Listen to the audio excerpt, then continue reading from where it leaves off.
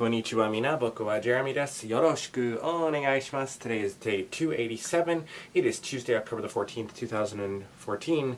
And as always, I hope that you're well. I was just thinking today, kind of a weird segue into my thought of the day, but I was at Cooper's, which is a grocery store here in town, local one. And in West Side, where I live, there's a kind of a shopping complex, and it's got a Cooper's, a liquor store, a haircutting place, a home hardware, a dollar store, and there used to be a building, kind of standalone building at the end of the parking lot and it was a movie place called Video Mart or something like that. Maybe I'm wrong on that. It was a movie place, a video place. Anyways, a friend of mine used to work there, and it was an old building, a very old building.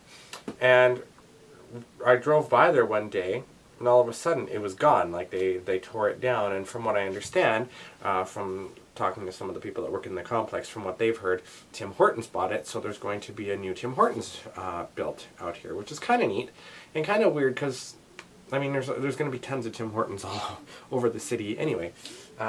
It's like it'll cover almost every corner of the city, and I guess it was kind of, whatever you want to call it, assumed that was going to happen because we've got Tim Hortons everywhere else, and it was either going to be a Tim Hortons or Starbucks or McDonald's or something else, I assume. But I'm kind of glad about it.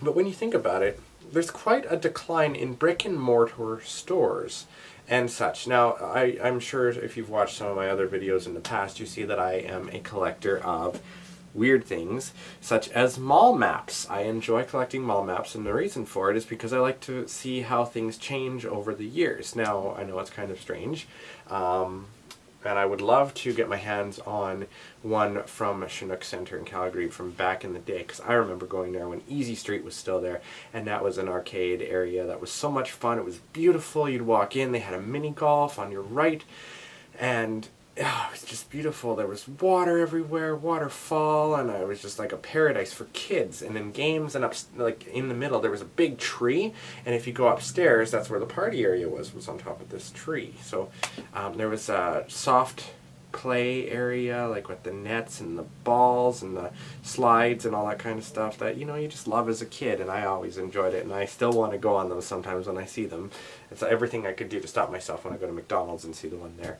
But you think about the decline of stores over the years, and I don't know how bad it is in the States. I mean, I know that Sears is kind of going under, and they closed their Kmarts and stuff like that. But in Canada, there's been a lot of American buyouts. We had Woolco, which then was bought out by Walmart, of course. Woodward's, which ended up closing down, and Zellers took over a lot of their stores. And then Zellers itself recently closed down, with Target taking it over. Sears here is also on a steady decline, which is really sad, because I mean, these are like the big stores that you grow up with, and you know, you don't always think about them too much, and maybe not a lot of people care, but this is kind of like a legacy that's disappearing.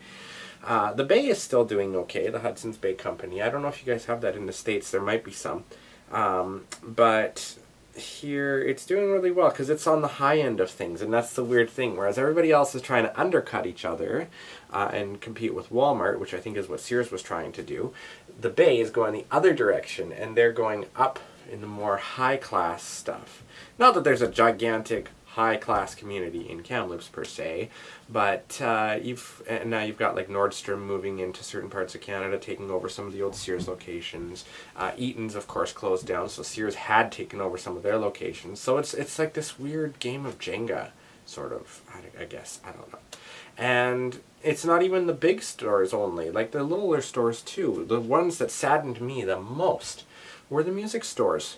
How many music stores do you see out there nowadays? I'm not talking about musical instrument ones. I mean like ones that sell CDs. We have HMV, and that's pretty much it. And in Kamloops, we don't even have an HMV. We used to have a Play, and from what I understand, their staff wasn't even told that they were closing down. They just came to work, and halfway through one day, just the bank came in and foreclosed on them, and that was it. They were out of a job. How horrible is that, to find out that you have no longer are employed by them because the bank foreclosed on it or something? Horrible. So there's HMV, and I really wish we had one here, but of course there's one in Kelowna, and if there's something in Kelowna, a lot of people would rather drive there for it rather than come here. I'd love to see a, what are they called? The ones that took over San Francisco. Spencer's Gifts. They have like the sex toys and stuff in the back, but in the front it's all like they have really weird knickknacks and things. Those are interesting stores, and anime stores and stuff. I'd love to see more of those. I mean, there's a plethora of clothing stores, and even then, it's like 95% women's clothes, and like 2% men's clothes, and there's usually more kids' clothing stores than there are men's clothing. But I mean, it's just mostly because men don't like to shop, I guess. Or don't really care too much. I don't care. But at the same time, it's nice to have the selection and stuff.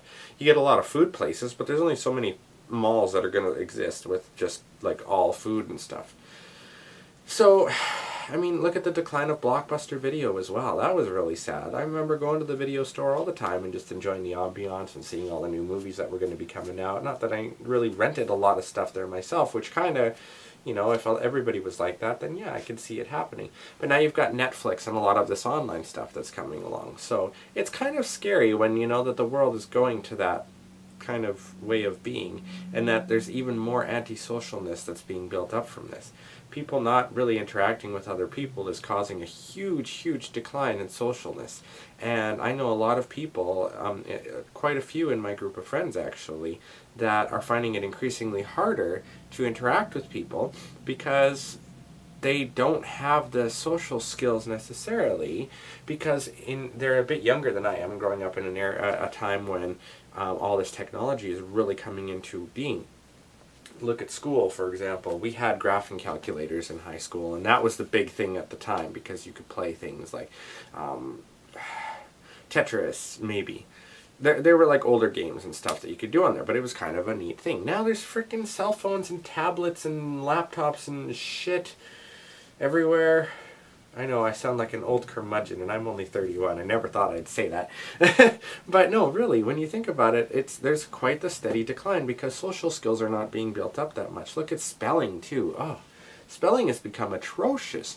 You instead of just Y, or instead of like Y, or Y, blah, blah, blah, I can't talk, Y-O-U. And other ways of spelling things shorter because of the thing. You're only allowed to write so much stuff on Twitter or even in text messages and stuff. And I'm one of those people that writes like a full novel when I'm trying to get things across. I would much rather send one text of just long stuff than text of one frickin' word and having your goddamn phone go ding, ding, ding, ding, ding, or whatever the hell it does. Anyway, it's all connected in some weird, magnanimously odd way, and it's really sad that technology is making things so much easier in some ways, but it's making it harder on people to have an actual life. Because how can you make money if you don't have the stores to work in and all these other things? Everything's being, I mean, yes, there's like the manufacturers and stuff, but who knows what's going to happen then? Technology will replace all these people, making it even cheaper eventually. So, somewhere there has to be a happy medium, and somewhere it has to stop. I think I've completely gone off my original rant. But that's okay, because it kind of all intertwined in some weird fucked up way in my head, I suppose, and hopefully you guys can understand that too. Anyways, I am going to be practicing for my performance on Thursday. It is this Thursday at 7 p.m. at the Rockin' Firkin pub on the North Shore, over by Little Caesars Pizza and Captain Sharky's Fish and Chips and all that stuff. So I entered it last year. This year I think I'm going to do Unapologetically and Sirens. And we'll see if I can make it past the first round. I'll probably post the video. It might be hard to hear because last year it was with the noise and stuff in the pub. But we'll see. Who knows? And I'm excited about it. Going to be cosplaying this time because they said I should. They're like, last year, sorry. They're like, you should have worn a costume for this, because I sang Love Me Back to Life by Celine Dion, and then I sang Alterna by Ayumi Hamasaki. So, excuse me, sorry. No Japanese this time for this round. Anyway, and we'll see what happens, because last time the judges were drinking as they were doing it, so maybe I could be the first one to go up. That would be nice, and just get it over with and not have to deal with that kind of drunkenness. Anyway, I will see you guys tomorrow, which is Wednesday. Jamatane mina. Have a wonderful day. Bye-bye.